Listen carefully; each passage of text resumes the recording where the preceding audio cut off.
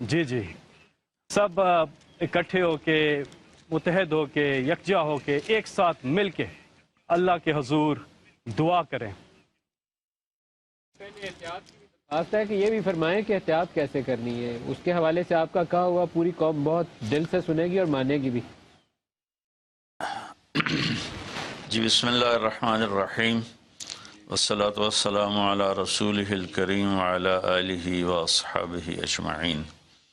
جہاں تک احتیاطی تدابیر کا تعلق ہے وہ تو بہت زیادہ ڈسکس ہو چکی ہیں، اور بہت زیادہ اس کو میڈیا نے بھی ماشاءاللہ اس کو ابھارا ہے، اس کو نکھارا ہے، اور اپنے اپنی جگہ پر ہر جگہ اس پر بحث ہو رہی ہے۔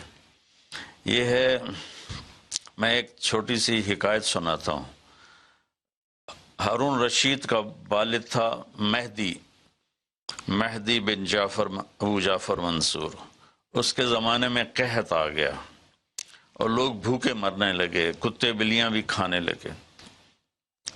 تو مہدی رات کو لیٹا ہوا تھا تو ایک خادم اسے دبا رہا تھا، تو اس نے اپنے خادم سے کہا کہ کوئی کہانی سناؤ، میں بہت دکھی ہوں رعایا کے لیے۔ اس نے کہا امیر المومنین، ایک لومڑی جا رہی تھی سفر پہ، تو بیٹے کو لے گئی شیر کے پاس کہ تو بادشاہ ہے، اس کو اپنے پاس رکھ لے امانت۔ اس نے کہا ٹھیک۔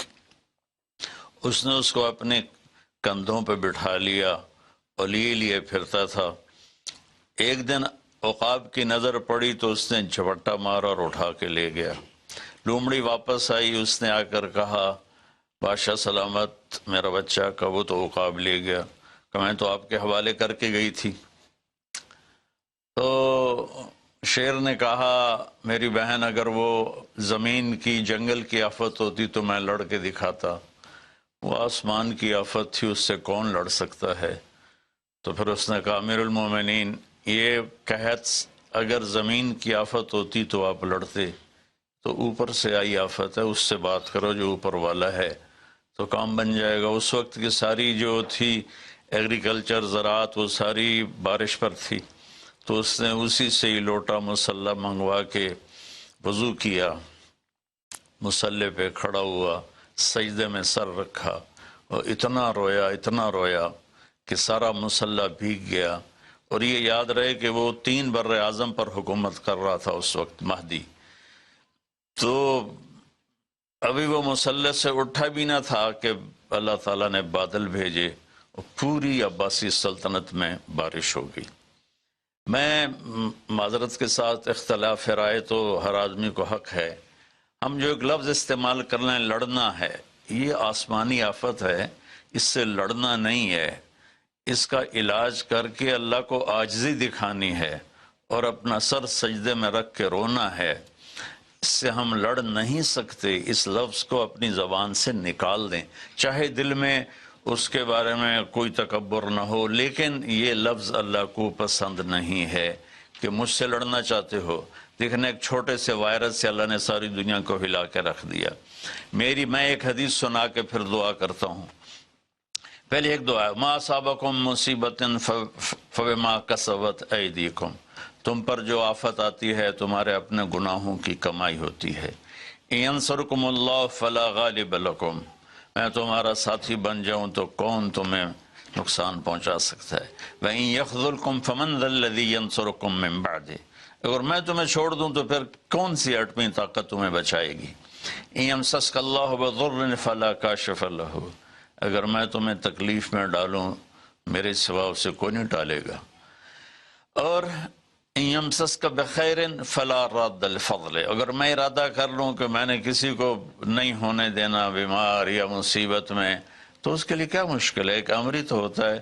40 دن ابراہیم علیہ السلام آگ میں بیٹھے رہے، 40 دن یونس علیہ السلام مچھلی کے پیٹ میں رہے، وہ تو فعال لما یرید ہے۔ تو ہم یہ جو ظاہری اسباب اختیار کر رہے ہیں ان کو بھی پوری طرح اختیار کرنا ہے، ساری احتیاط کرنی ہے۔ اگر مسجدوں میں جانے سے یہ بیماری پھیلتی ہے تو پھر اس سے بھی اپنے آپ کو روکنا ہے کہ جان کی حفاظت بھی ہمارے دین کا حصہ ہے۔ ایک دفعہ بارش ہو گئی، حضرت بلال نے اذان دی تو آپ نے کہا صلو فی رحالکم، اب اگر بلال اعلان کرو اپنے اپنے گھروں میں نماز پڑھیں، مسجد میں مت آئیں۔ حالانکہ مسجد میں آنے سے کپڑے گیلے ہونے تھے یا کیچڑ، جان کا خوف تو نہیں تھا، لیکن میرے نبی نے اپنی امت پر محبت اور شفقت کا ایسا سایہ رکھا ہے کہ آپ نے ان کو کیچڑ سے بچایا، بارش سے بچایا۔ یہاں تو زندگی موت کے مسائل ہیں، بہرحال بڑے علماء اس میں جو کہیں گے اور حکومت جو ان کے ساتھ میٹنگ کرے گی، جو حتمی فیصلہ ہوگا، تو سب سے پہلے ہم اپنے الفاظ میں تواضع لے کر آئیں کہ ہم نے اللہ کے سامنے جھکنا ہے، عاجزی کرنی ہے، اور اللہ کو منانا ہے کہ یا اللہ تو اس کو ہٹا، یہ نہیں ہٹ سکتی، اسے کوئی نہیں ہٹا سکتا۔ کہ اللہ کوئی اللہ کا بندہ رو دھو کے اسے منا لے تو پھر شاید فیصلہ ہو جائے اور اللہ تعالیٰ اپنا فضل فرما دے۔ ایک حدیث پہ اگر عمل ہو جائے تو مجھے اللہ کی قسم کھا کر میں کہتا ہوں یہ کورونا کا پتہ ہی نہیں چلے گا کہاں گیا۔ صرف ایک حدیث، میرے نبی نے فرمایا 4 باتیں مجھ سے لے لو، پھر دنیا بھی تمہاری ہے، آخرت بھی تمہاری ہے۔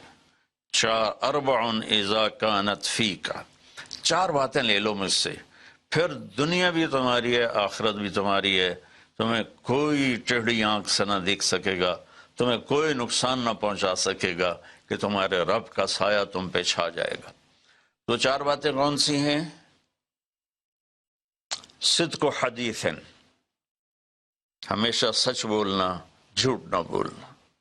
اب مجھے بتائیں، سارے یہ اینکرز بیٹھے ہیں، سارے ہمارے وزیر اعظم بیٹھے ہوئے ہیں، ہم کتنا جھوٹ بول رہے ہیں، ہم کس قدر جھوٹی قوم ہیں۔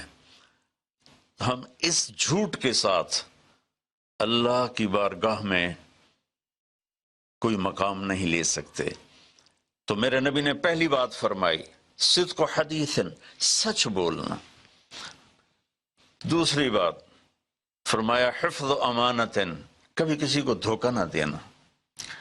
یہ میرے نبی نے فرمایا میرا امتی ہر گناہ کر سکتا ہے، 2 کبھی نہیں کرے گا، ایک جھوٹ کبھی نہیں بولے گا، ایک دھوکہ کبھی نہیں دے گا۔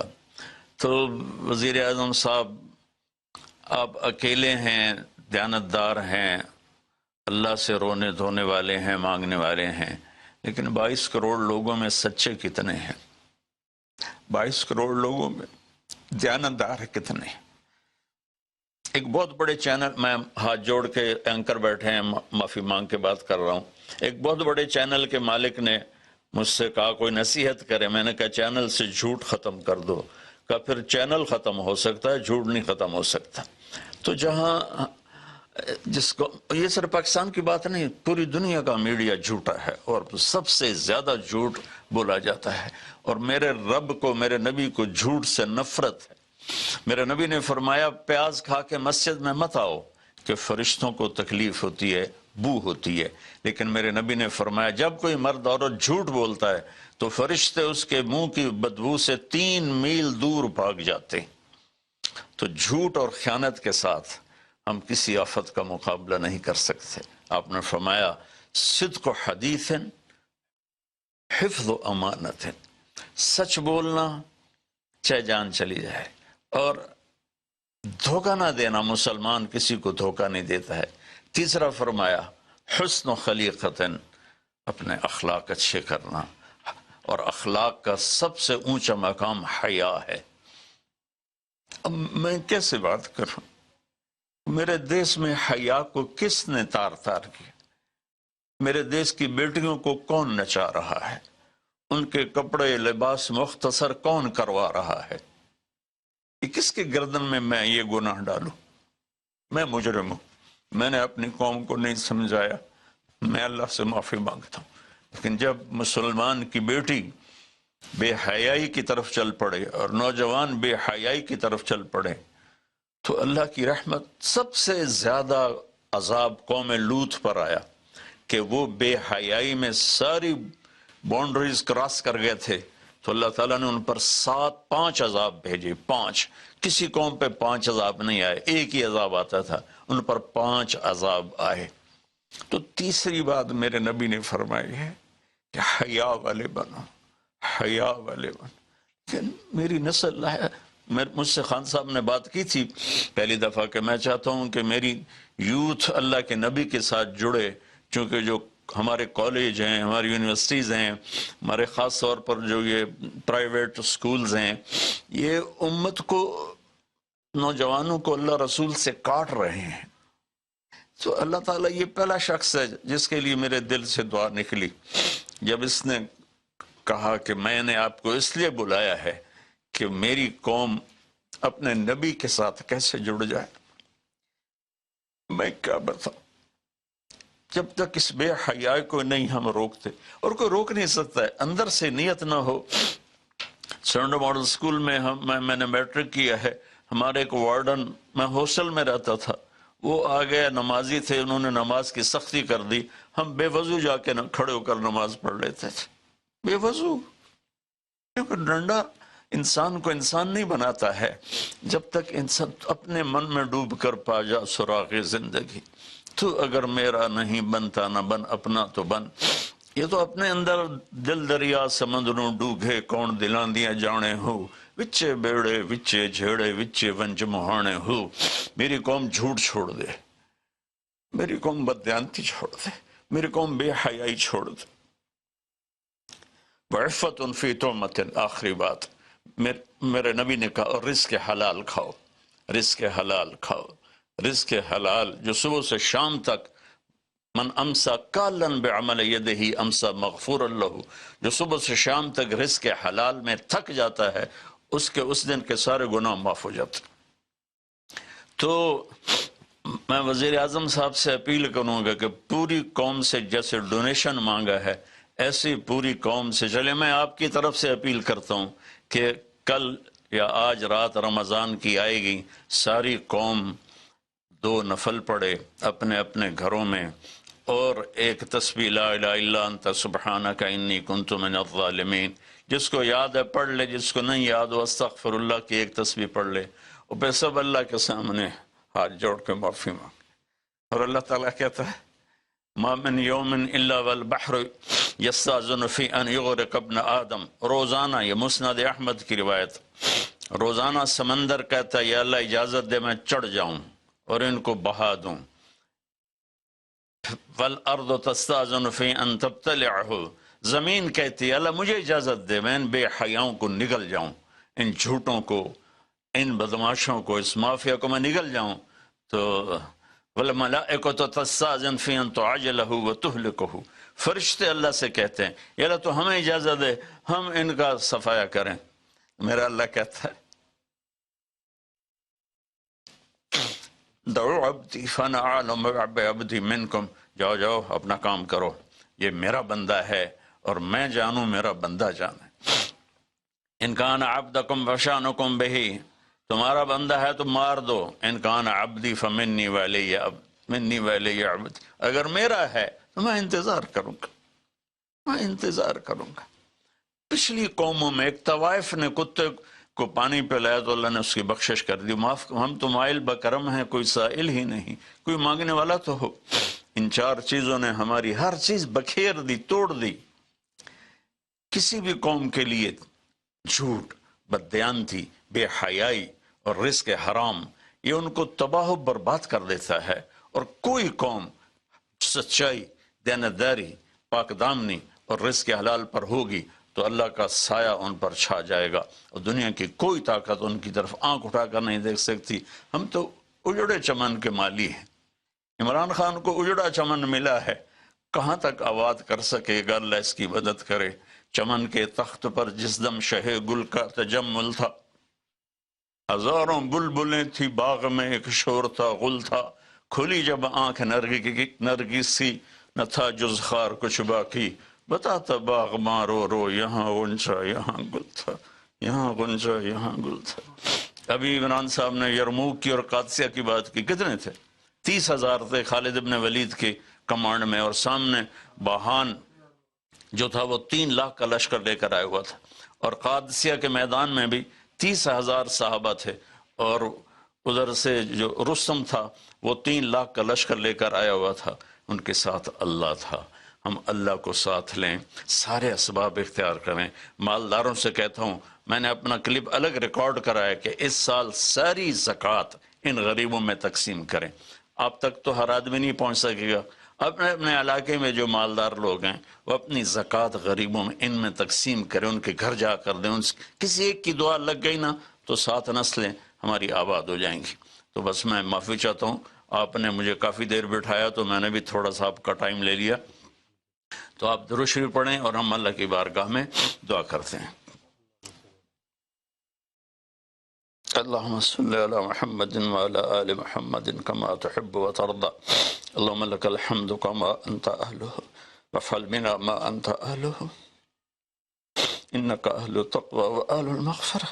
اے میرے رب، ہمیں تسلیم، تو ہم سے ناراض ہو گیا، تو نے سمجھایا، ہم کوئی نہ سمجھ، تو ہمیں بلاتا رہا، ہم نے پیچھے مڑ کے نہیں دیکھا، تو نے ہمیں حرام سے روکا، ہم نے ہر حرام کو اپنا کاروبار بنایا، تو نے بے حیائی سے روکا، ہماری نسل نے کپڑے اتار دیے، تو نے رزق حلال کا کہا، ہمارے تاجر سود میں ڈوب گئے، دھوکے میں ڈوب گئے، طاقتور ظالم بن گیا، مظلوم کی فریادیں صرف تیرے تک تو آتی تھی، ہماری تو عدالتیں ظالم ہیں یا اللہ، ہماری تو عدالتیں ظالم، ہمارا قانون ظالم ہے، ہم سارے ظالم ہیں، غریب بھی، امیر بھی، مرد بھی، عورت۔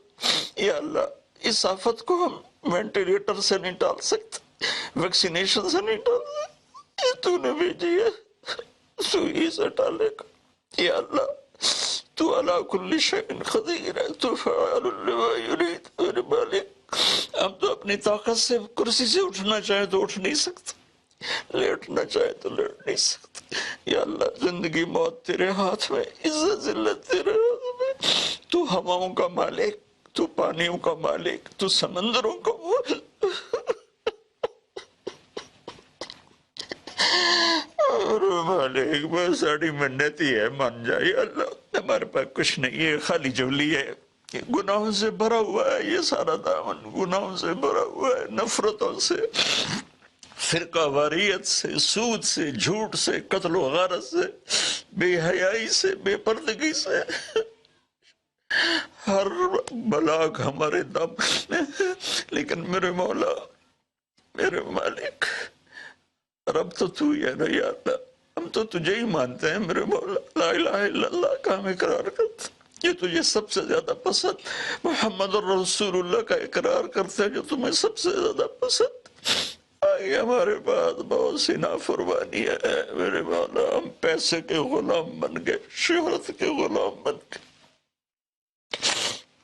موت کو بھول گئے، قبر کو بھول گئے، تیرے سامنے کھڑے ہونے کو بھول گئے۔ اس بڑی آفت میں ہم قصوروار ہیں، ہم اس سے نہیں لڑ سکتے یا اللہ، ہم تو معمولی سے بخار سے نہیں لڑ سکتے، یہ تو بہت بڑی آفت ہے میرے اللہ، تو دور کر دے یا اللہ، تیری منتیں دور کر دے یا اللہ، تیری منتیں دور کر دے میرے مولا، میرے مولا، دور کر دے میرے مالک، اپنے حبیب کے آنسوں کے طوفان یا اللہ، وہ احد میں تو ٹوٹے دانتوں کے طوفان میرے مولا، اپنے محبوب کے صدقے ہماری مصیبت ہٹا دے یا اللہ، ہمارے پاس کچھ نہیں ہے، نہ دوا ہے، نہ ہسپتال ہے، نہ ڈاکٹر ہے، کچھ بھی نہیں ہے، صرف تو ہے۔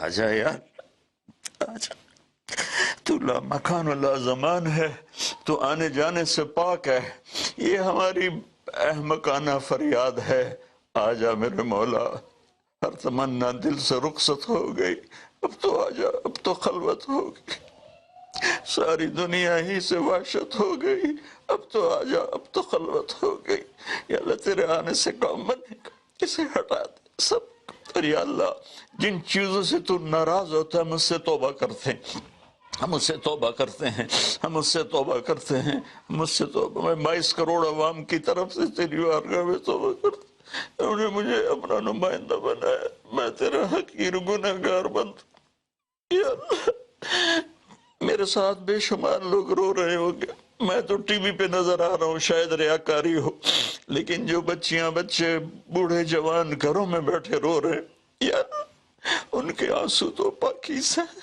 اور آنسو تجھے بڑے پسند میرے مولا۔ فقیروں کی تو فیل، غریبوں کی تو، بوڑھوں کی تو فیل، اپنے ان نیک بندوں کی تو فیل جو راتوں کو تجھے یاد کرتے ہیں، جن کی دامن گناہوں سے صاف ہے۔